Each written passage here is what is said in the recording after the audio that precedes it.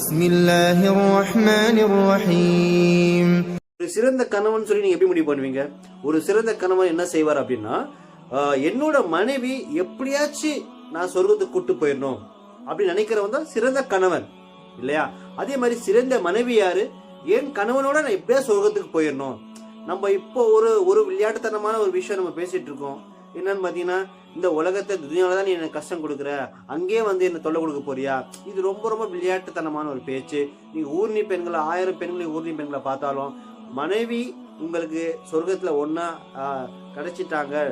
அல்லாவோட தக்குவாவோட இந்த துனியால வாழ்ந்து வரம்பு மீறாம வாழ்ந்து தொழுது ஹஜ் செஞ்சு ஜக்காத் கொடுத்து அல்லாவோட வழிமுறையில வாழ்ந்து இறந்து சொர்க்கத்துக்கு வந்துட்டாங்க அப்படின்னா ஊர்னிங்களோட தலைவியா இருப்பாங்க உங்க மனைவி.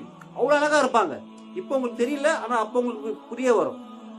ஒரு கணவன் நரகத்துக்கு போய் ஒரு மனைவி சொர்க்கத்துக்கு போவா, ஒரு மனைவி செஞ்சு சொர்க்கத்துக்கு போவா, கணவன் நரகத்துக்கு போவார். நபி கரீம் ஸல்லல்லாஹு அலைஹி வஸல்லம் அதிகமான பெண்களை நரகத்துல பார்த்தாராம். என்னன்னு பாத்தீங்கன்னா, கணவனோட படலன்னு சொல்லி நிறைய பெண்கள் நரகத்துல நான் பார்த்தேன் அப்படின்ற மாதிரி சொல்றாங்க. இங்க அல்லாஹ் என்ன வருது கொடுத்துறான் குர்ஆன்லனா, உங்கள் பிள்ளைகளையும் உங்கள் குடும்பத்தாரையும் சொர்க்கத்துக்கு செல்வதற்கான வழியை நீங்க தேடுங்கள் அப்படின்னு தான் குர்ஆன்ல சொல்லியிருக்கு.